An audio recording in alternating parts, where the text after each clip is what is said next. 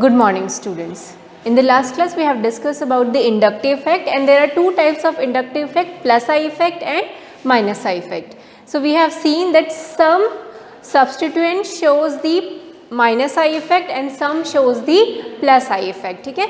So now we'll discuss what is the application of this inductive effect. क्यों पढ़ते हैं हम लोग इस inductive effect को? ठीक है? So application of inductive effect में आज हम लोग एक ही एप्लीकेशन पढ़ेंगे जो आपकी बुक में है. फर्स्ट इज ये क्वेश्चन एक्चुअली आपकी बुक का क्वेश्चन है. आपकी बुक में अगर आप देखोगे तो कहीं भी उसने एक्सप्लेन नहीं किया बट सीधा वो क्वेश्चन दे देता है. एनसीईआरटी की ये बहुत बड़ी प्रॉब्लम है. तो जैसे कि आप इंडक्टिव इफेक्ट से ये बता सकते हो कि कौन सा कंपाउंड ज़्यादा एसिडिक है और कौन सा कंपाउंड कम एसिडिक है. ठीक है, तो एसिडिटी जानने के लिए हम इंडक्टिव इफेक्ट का यूज़ कर सकते हैं. So write down the question. This is from your book only. Which is more acidic? Question is पहले तो हेडिंग डाल लेना, application of inductive effect.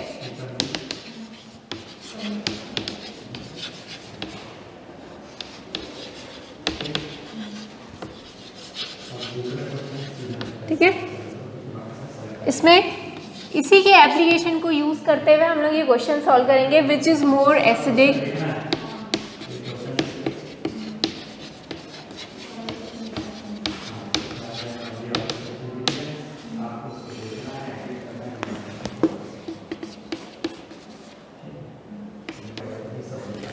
Okay, we have three compounds Cl3COOH, Cl2CHCOOH and ClCH2COOH. इसका नाम बता सकते हैं? क्या क्या नाम होगा इसका?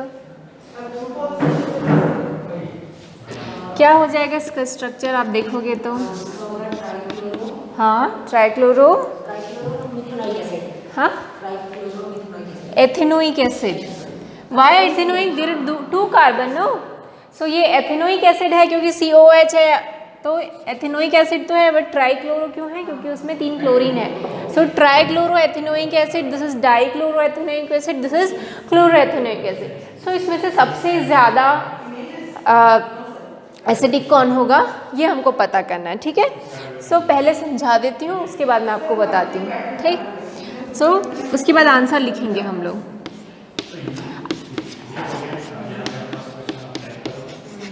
ठीक है, अब एक चीज़ याद रखना कि अगर हमारे किसी कंपाउंड में EWG मतलब इलेक्ट्रॉन विथड्रॉइंग ग्रुप है, जितने ज़्यादा इलेक्ट्रॉन विथड्रॉइंग ग्रुप होंगे वो मॉलिक्यूल उतना ही ज़्यादा क्या होगा? एसिडिक होगा. ठीक है, वैसे भी एथेनोइक एसिड एक एसिड ही है ना, पर उसकी एसिडिटी को कौन बढ़ा देता है? EWG group, electron withdrawing group. कैसे बढ़ा देते हैं देखते हैं. कोई अगर आपको बोलते हैं कि कोई मॉलिक्यूल, कोई कंपाउंड एसिडिक है, मतलब क्या होता है? एसिडिक मतलब क्या होता है? क्या डोनेट करता है? हाइड्रोजन डोनेट करता है, H+ आयन देता है. ठीक है, कोई भी जो एसिड है वो क्या देता है? H+ ion. जैसे HCl है ना, हमने पढ़ा था, इसको आप डिजोल्व करोगे तो वो क्या देगा? H+ आयन और Cl- आयन. ठीक है, सो एसिडिटी मतलब कोई भी अगर कंपाउंड एसिडिक है मतलब वो क्या देगा? H+ ion. जितने इजीली वो H+ आयन दे देगा वो उतना अच्छा क्या है? एसिड है. इतना समझ में आता है? ओके, सो हमको देखना है कि इन तीनों कंपाउंड में से कौन सा कंपाउंड इजीली H+ दे सकता है. जो जितना इजीली H+ दे देगा वो उतना ज़्यादा एसिडिक होगा. ओके, सो देखो यहाँ पर ही कार्बन में 3 क्लोरीन कंपाउंड एडेड है. ठीक, और क्लोरीन क्या होते हैं? इलेक्ट्रॉन विथड्रॉइंग ग्रुप होते हैं, मतलब वो इलेक्ट्रॉन को अपनी तरफ क्या करेंगे? खींचेंगे, है ना. तो ये इलेक्ट्रॉन को अपनी तरफ खींचे तो इंडक्टिव इफेक्ट क्या हुआ? यहाँ पर माइनस आई इफेक्ट हुआ, है ना. क्लोरीन अपनी तरफ खींचे तो वो माइनस आई इफेक्ट हुआ. पर ये जो कार्बन है वो इसको इलेक्ट्रॉन क्या करेगा? रिलीज करेगा. ये कार्बन इसको इलेक्ट्रॉन रिलीज करेगा. ठीक है, COOH को मैं ऐसे लिख सकती हूँ. ठीक है, तो ये जो कार्बन है उसको ये वाला ऑक्सीजन देगा, ये इसको देगा. ठीक है, तो ये हाइड्रोजन किसको? ऑक्सीजन को क्या दे रहा है? इलेक्ट्रॉन दे रहा है. और ये इलेक्ट्रॉन ऐसे ही बहुत ऑक्सीजन जो है ऐसे ही बहुत इलेक्ट्रोनेगेटिव होता है. ऐसे ही वो इसको हाइड्रोजन के इलेक्ट्रॉन को क्या करेगा? अपनी तरफ खींचेगा. इधर से और खींच रहे हैं लोग, है ना, ये सब कार्बन भी इस इलेक्ट्रॉन को खींच रहे हैं. मतलब क्या हुआ? ये ऑक्सीजन हाइड्रोजन बॉन्ड क्या हो गया? लूज हो गया, वीक हो गया. हुआ कि नहीं? अब ये वीक हो गया ऑक्सीजन हाइड्रोजन बॉन्ड, तो ये इजीली ब्रेक हो सकता है और ये जो एसिड है वो इजीली H+ आयन दे सकता है. समझ में आ रहा है?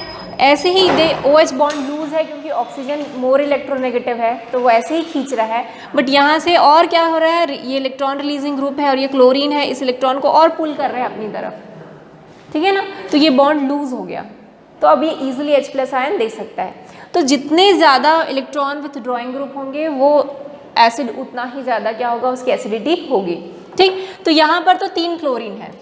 अब नेक्स्ट वाले में देखते हैं कितने क्लोरीन है, उसमें 2 क्लोरीन है, ठीक है ना, Cl2CH C double bond OH, ठीक है। तो इसमें क्या है, सिर्फ 2 ही क्लोरीन जो है इस कार्बन के इलेक्ट्रॉन को पुल कर रहे हैं, ये कार्बन इधर इलेक्ट्रॉन रिलीज करेगा, ये ऑक्सीजन इधर और ये हाइड्रोजन इधर। नहीं, वो चेन इफेक्ट में मैंने बताया था ना, ये हमेशा क्या होता है, चेन में होता है, ये this is not the, they are the, ये जो H it is not a part of chain, ठीक है, तो वहाँ पर नहीं होगा, तो इसमें नहीं होगा। बाकी ये क्लोरीन की तो टेंडेंसी है क्योंकि वो क्या करता है, अपनी तरफ इलेक्ट्रॉन को खींचता है, पुल करता है, ठीक है ना। तो ये चेन इफेक्ट है, ये सिर्फ चेन जो कार्बन चेन है उसमें ही होगा, ठीक है ना।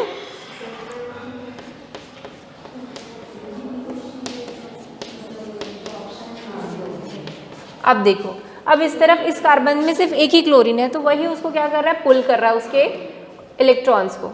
सो आप देख सकते हो कि कौन सा OH बॉन्ड सबसे वीक होगा, कौन सा होगा, ये समझ रहे ना, क्यों, क्योंकि यहाँ पर 3 क्लोरीन है तो तीनों के क्लोरीन इलेक्ट्रॉन को पुल कर रहा है, इस वजह से ये बॉन्ड क्या है, बहुत ज़्यादा ही वीक है। ये थोड़ा कम वीक है, ये थोड़ा ज़्यादा स्ट्रॉन्ग है और ये बहुत ज़्यादा स्ट्रॉन्ग होगा अगर कंपेयर करेंगे, ठीक है।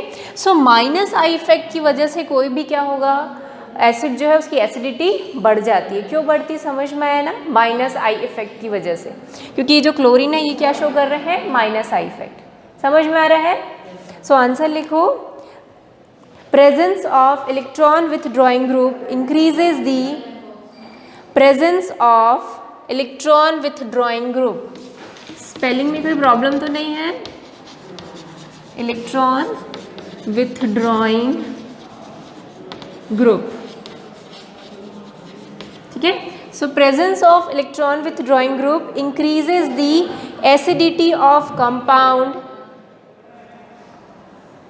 Due to -I effect. बहुत इंपॉर्टेंट क्वेश्चन है, ठीक है ना, लास्ट ईयर भी दिए थे एग्जाम में। अच्छा, नीट के पॉइंट ऑफ व्यू से अगर आपको कॉम्पिटिटिव एग्जाम देना है तो उसमें -I +I वाले क्वेश्चंस आते ही हैं, ठीक है।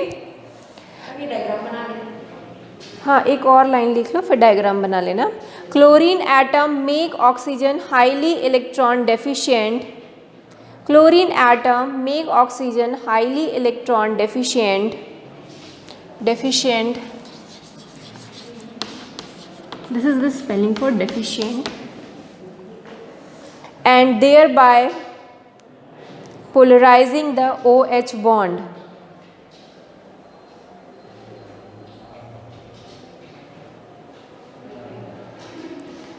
So order of acidity strength is as follows. So the order of acidic strength is as follows.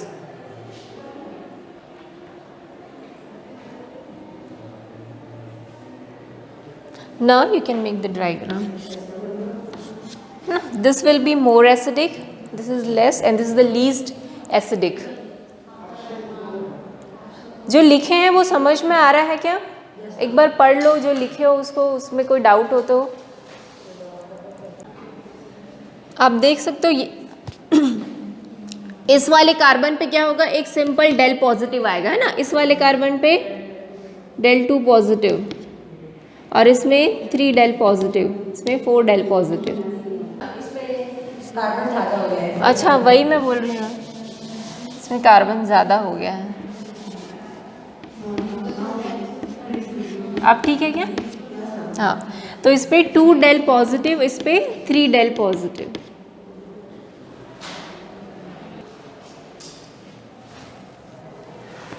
Atul समझ में आ गया आपको? ये तो लिख लिए होगे ना, इसको मैं कंप्लीटेड। ओके, अब हाँ हाँ सब में रहेगी। ठीक, नेक्स्ट क्वेश्चन इसी का ही है, वैसा ही है। Which is more acidic, CH3 CH2 COOH, CH3 twice COH, CH3 thrice COOH, है ना। तो इसका भी हम लोग डायग्राम ही देख के समझ लेते हैं, ठीक है।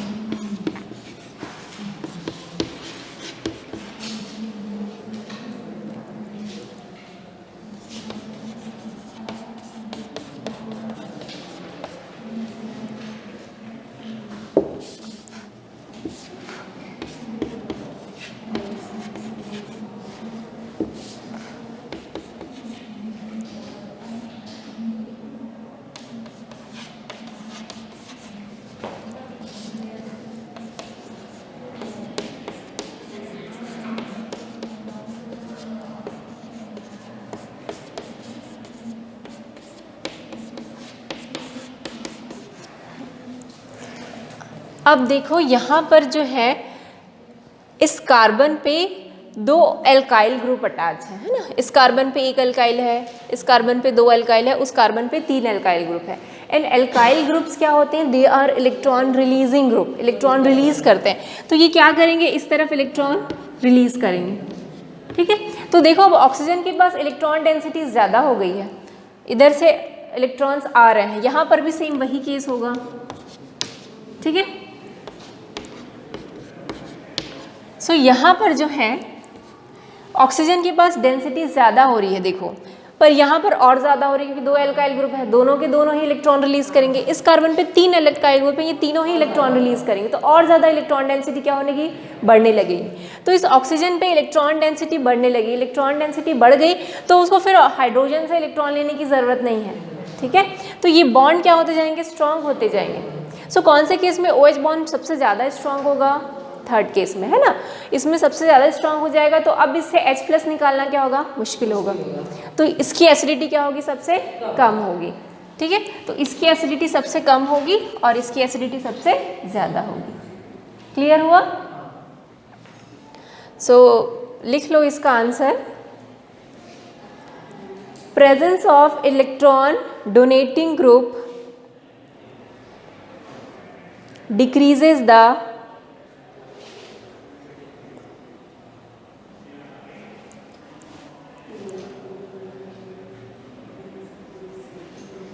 acidity of acid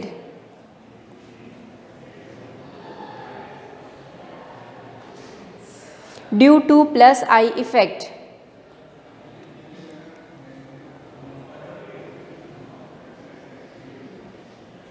As the number of alkyl group increases,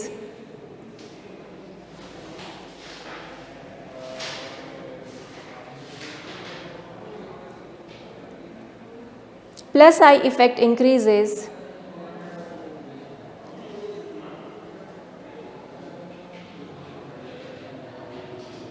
and acid strength decreases, and acid strength decreases.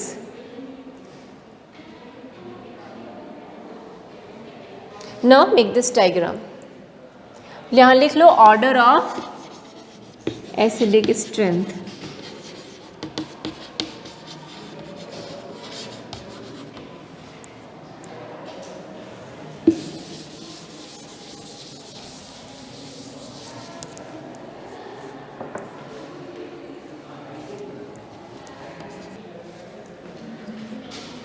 You done? Now this question you have to do by your own. Arrange in increasing order of acidic strength. आपको इसको arrange करना है acidic strength के order में, किसकी acidity सबसे ज़्यादा होगी और किसकी सबसे कम होगी और किसकी बीच में होगी। Shall I rub this one?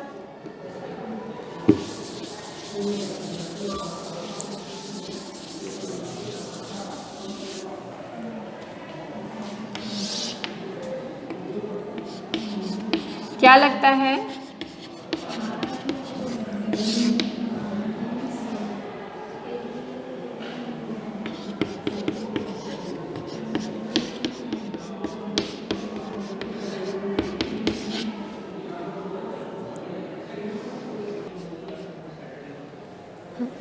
किसकी होगी भाई सबसे ज़्यादा acidic strength, A, B, C में से? हाँ अच्छा CH2 हो जाएगा कि CH2Cl COH। किसकी होगी एसिडिक स्ट्रेंथ सबसे ज़्यादा?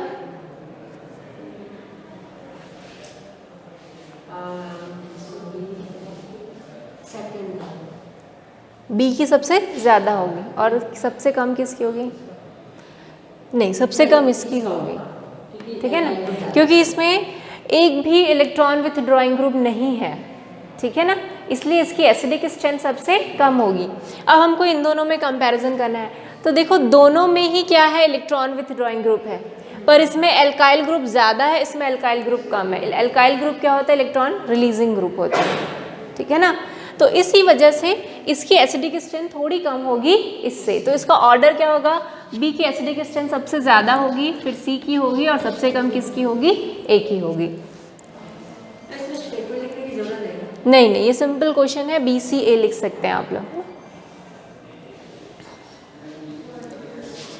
क्वेश्चन के हिसाब से अगर क्वेश्चन पूछता है ना एक्सप्लेन द इफेक्ट ऑल्सो, तो उस समय आप लिखेंगे। अगर वो सिंपल अरेंज बोलता है तो सिर्फ अरेंज कर देंगे, ठीक है, लिख लिए। अब नेक्स्ट पढ़ेंगे हम लोग रेजोनेंस। तो रेजोनेंस टॉपिक जो है इट इज़ नॉट न्यू, हम पहले भी पढ़े हैं कि अगर किसी मॉलिक्यूल्स को एक लुईस स्ट्रक्चर से हम नहीं बना सकते, उसे कई लुईस स्ट्रक्चर पॉसिबल हैं, तो हम क्या बनाते हैं? उसका रेजोनेंस बनाते हैं, रेजोनेंस हाइब्रिड स्ट्रक्चर बनाते हैं, ठीक है। और जितने भी रेजोनेटिंग स्ट्रक्चर होते हैं सबकी एनर्जी क्या होती है? इक्वल होती है, ठीक है। और दूसरे इंपॉर्टेंट बात है कि रेजोनेंस में जितने नंबर ऑफ एटम्स हैं सारे रेजोनेटिंग स्ट्रक्चर में उतने ही एटम्स होने चाहिए, उतने ही नंबर ऑफ लोन पेयर्स होने चाहिए, उतने ही पॉजिटिव चार्ज होने चाहिए, उतने ही नेगेटिव चार्ज। अब उसमें कोई फेरबदल नहीं करेंगे, पर वहाँ पर क्या होगा? इलेक्ट्रॉन का मूवमेंट होगा, नेगेटिव चार्ज का मूवमेंट होगा, तो वो अलाउड है, ठीक है। बट जितने पॉजिटिव चार्ज हैं वो सारे रेजोनेटिंग स्ट्रक्चर में सेम होने चाहिए, नेगेटिव चार्ज सेम होने चाहिए, लोन पेयर सेम होना चाहिए, नंबर ऑफ एटम सेम होने चाहिए। आप एक्स्ट्रा ना ही ऐड करेंगे और ना ही डिलीट करेंगे, ठीक है। जैसे कि एक मॉलिक्यूल है, इसका मुझे रेजोनेटिंग स्ट्रक्चर बनाना है, तो सबसे पहले क्या होता है? There will be a flow of electron, electrons का क्या होगा? फ्लो होगा। और याद रखना सिग्मा बॉन्ड के इलेक्ट्रॉन्स का फ्लो नहीं होता, पाई बॉन्ड के इलेक्ट्रॉन्स का फ्लो होता है ना, और लोन पेयर्स का, ठीक है, पाई बॉन्ड और लोन पेयर्स का ही फ्लो होगा, अदरवाइज और किसी का नहीं होगा। सो देखो यहाँ पर क्या होगा कि जो पाई बॉन्ड का इलेक्ट्रॉन है उसका मूवमेंट होगा, तो हो सकता है कि ये पाई बॉन्ड इधर चला जाए। अगर ये पाई बॉन्ड इधर चला गया तो देखो इस कार्बन पे इलेक्ट्रॉन की कमी हो गई, क्योंकि इसके इलेक्ट्रॉन यहाँ चले गए, पर इसको कोई कमी नहीं हुई क्योंकि इसके इलेक्ट्रॉन यहाँ से यहाँ शिफ्ट हो गए, ये वाले के कार्बन के, इसके पास इलेक्ट्रॉन की कमी नहीं हुई। कमी किसके पास हुई? लास्ट वाले पे। तो कैसा हो जाएगा इसका रेजोनेटिंग दूसरा स्ट्रक्चर अगर मैं बनाऊंगी, तो यहाँ पर क्या हो जाएगा? प्लस, यहाँ सिंगल बॉन्ड और यहाँ पर क्या आ जाएगा? Double bond. अब इस कार्बन पे जो पॉजिटिव चार्ज है वो हट जाएगा, क्योंकि अब इसके पास इलेक्ट्रॉन की कमी नहीं है। देखो इसके चारों वैलेंसी कंप्लीट है, 2 बॉन्ड यहाँ 2 हाइड्रोजन के साथ, 4 वैलेंसी है, चारों complete. So this is the resonating structure. इन दोनों को हम क्या बोलेंगे? रेजोनेटिंग स्ट्रक्चर, ठीक है। सो अब देखो जितने कार्बन है उतने कार्बन यहाँ है, जितने पॉजिटिव चार्ज यहाँ उतने ही यहाँ, जितने डबल बॉन्ड थे उतने ही डबल बॉन्ड है, कोई चेंजेस नहीं है, ठीक है। तो और दोनों ही रेजोनेटिंग स्ट्रक्चर की एनर्जी क्या होती है? सेम होती है, ठीक। अब जैसे ये दूसरा है, इसका भी अगर मुझे रेजोनेंस बनाना है, रेजोनेटिंग स्ट्रक्चर बनाना है, तो मूवमेंट किसका हो सकता है? पाई इलेक्ट्रॉन का, या जो लोन पेयर है। सो ये इस कार्बन के पास एक माइनस चार्ज है, मतलब इसके पास क्या है? लोन पेयर्स है, ठीक है। तो यहाँ पर लोन पेयर का मूवमेंट होगा, लोन पेयर यहाँ मूव कर सकता है और ये पाई इलेक्ट्रॉन क्या हो सकते हैं? इस एटम में मूव हो सकते हैं, ठीक है। तो इसका रेजोनेटिंग स्ट्रक्चर कैसा बन जाएगा? में माइनस चार्ज हो जाएगा, डबल बॉन्ड CH2, ठीक है। So these are resonating structure. इसको हम क्या बोलेंगे? दोनों क्या है? रेजोनेटिंग स्ट्रक्चर है, या इसी को कैनोनिकल फॉर्म भी बोलते हैं। तो देखो इसमें भी कोई चेंजेस हैं क्या? नंबर ऑफ लोन पेयर जितने हैं उतने ही हैं, सारे कार्बन हाइड्रोजन सब सेम है, कहीं कोई चेंजेस नहीं है, ठीक है, दोनों ही स्ट्रक्चर। तो इसको हम बोलते हैं रेजोनेटिंग स्ट्रक्चर। और ड्रॉ करते हैं हम लोग CH3, हाँ बनाते जाओ, समझ में आ रहा है ना?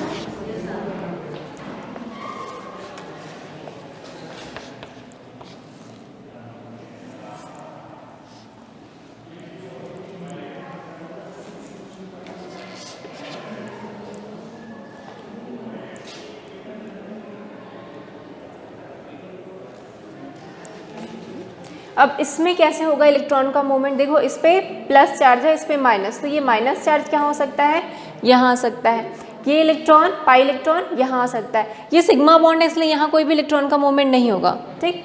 तो इसका रेजोनेटिंग स्ट्रक्चर कैसे बनेगा,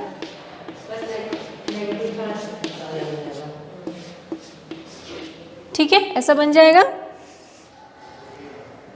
इससे ज़्यादा इसका रेजोनेटिंग स्ट्रक्चर पॉसिबल नहीं है।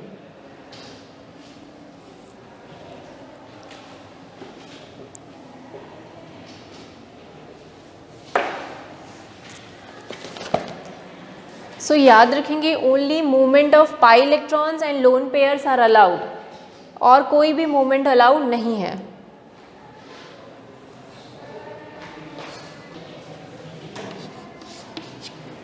अब कार्बोनेट आयन में ड्रॉ करते हैं रेजोनेटिंग स्ट्रक्चर। तो इसमें क्या होगा, ये इलेक्ट्रॉन यहाँ शिफ्ट हो सकते हैं, ये इलेक्ट्रॉन यहाँ शिफ्टिंग। सो इसका स्ट्रक्चर क्या हो जाएगा,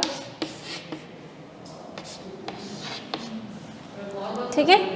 हाँ, इसका एक और भी बन सकता है, दूसरा क्या हो सकता है, यहीं पर ही देख लो, दूसरे में ये यहाँ शिफ्ट हो गया, ये यहाँ शिफ्ट हो गया, तो क्या बन सकता है दूसरा,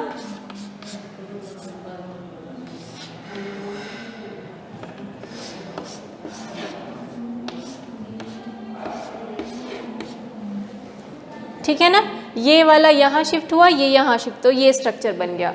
सो इसके 3 रेजोनेटिंग स्ट्रक्चर पॉसिबल है, 1, 2 एंड 3।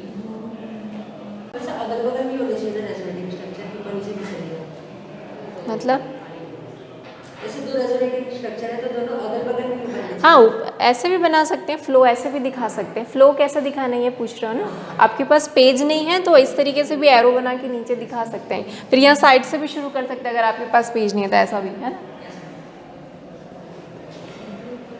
आपका एरो का डायरेक्शन सही होना चाहिए, ओके। सो जो रेजोनेटिंग स्ट्रक्चर है ना, they are not actual structure for that molecules, तो हम उसका क्या बनाते हैं, रेजोनेंस हाइब्रिड, ठीक है। रेजोनेंस हाइब्रिड जैसे अगर CO3 का रेजोनेंस हाइब्रिड बनाएंगे तो कैसे बनेगा, आप देखो कि जो ये डबल बॉन्ड है कभी यहाँ कभी यहाँ कभी यहाँ शिफ्ट हो रहे हैं, ठीक है। सो इसको मैं इस तरीके से बना सकती हूँ, ठीक है। Even the negative charges are also moving, है ना, कभी इस कार्बन पे कभी इस कार्बन पे, तो हर पे क्या है, partial negative. So this is the resonance hybrid for the carbonate ion. So this is resonance hybrid structure and this 1, 2, 3 are resonating structure, जिसको और हम क्या बोलते हैं, canonical forms।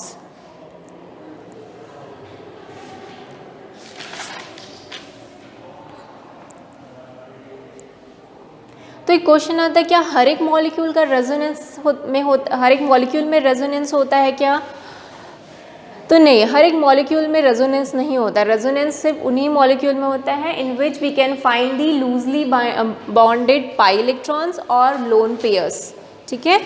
सो रेजोनेंस इफेक्ट होता है कॉन्जुगेटेड सिस्टम में, जिसको हम क्या बोलते हैं, conjugated system. Is this completed, okay. So resonance occurs in conjugated system. अभी कॉन्जुगेटेड सिस्टम क्या होता है, सो कॉन्जुगेटेड सिस्टम वो सिस्टम है जिसमें ऑल्टरनेट में ना पाई सिग्मा बॉन्ड होते हैं, ठीक है, या पाई सिग्मा लोन पेयर हो ऑल्टरनेट में, ठीक है, उसको हम बोलते हैं कॉन्जुगेटेड सिस्टम। तो चलो कॉन्जुगेटेड सिस्टम के एग्जाम्पल देख लेते हैं।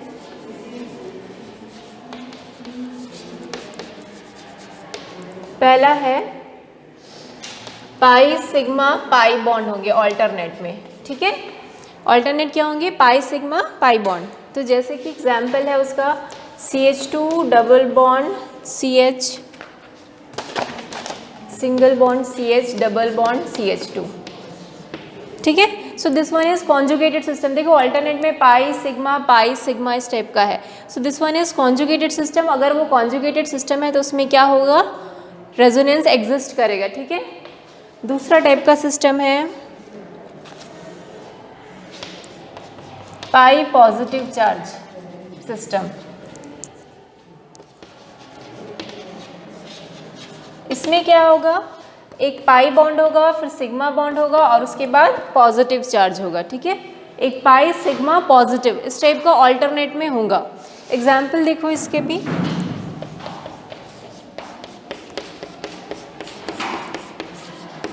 So this molecule will possess this kind of conjugation. देखो पाई है, फिर सिग्मा है, फिर प्लस चार्ज है, तो यहाँ पर भी क्या हो सकता है, रेजोनेंस हो सकता है।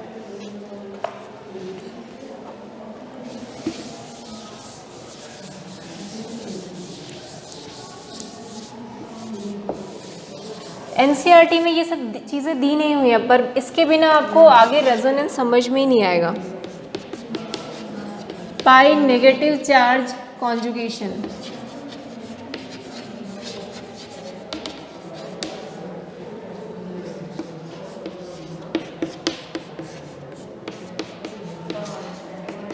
ठीक है। तो ये क्या है, पाई सिग्मा और नेगेटिव चार्ज ऑल्टरनेट पे है। क्लियर हो रहा है। फोर्थ टाइप का है पाई लोन पेयर कॉन्जुगेशन।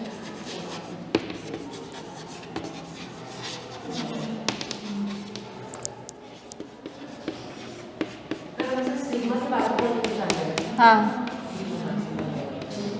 ठीक है, तो यहाँ पर क्या होगा, पाई बॉन्ड है, देन सिग्मा बॉन्ड है और उसके बाद क्या है, लोन पेयर। सो ऑल्टरनेट में ये तीनों चीज़ें होंगी, ठीक है, तभी वहाँ पर रेजोनेंस एग्जिस्ट करेगा, अदरवाइज वहाँ पर रेजोनेंस नहीं हो सकता। तो हर एक मॉलिक्यूल में रेजोनेंस पॉसिबल नहीं है, only in the conjugated system the resonance is possible. ठीक है, फिर आगे जो रेजोनेंस इफेक्ट है, प्लस और माइनस आई इफेक्ट है, वो हम लोग नेक्स्ट क्लास में पढ़ेंगे। ओके स्टूडेंट्स, इस वीडियो में कोई डाउट हो just let me know. Thank you.